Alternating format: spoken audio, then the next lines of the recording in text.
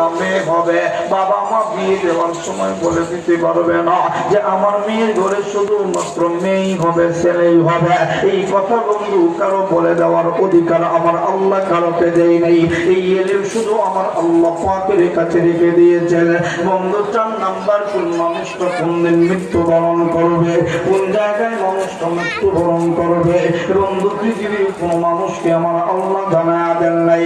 5 number, কোন দিন পৃথিবীর কোন মানুষকে জানায়া দিলেন না, কিন্তু নবীর মাধ্যমে কোরআন নাযিল কইরা জানায়া দিলেন। ইন্না ইয়াউমাল ফাসলি কানা মিকাতা।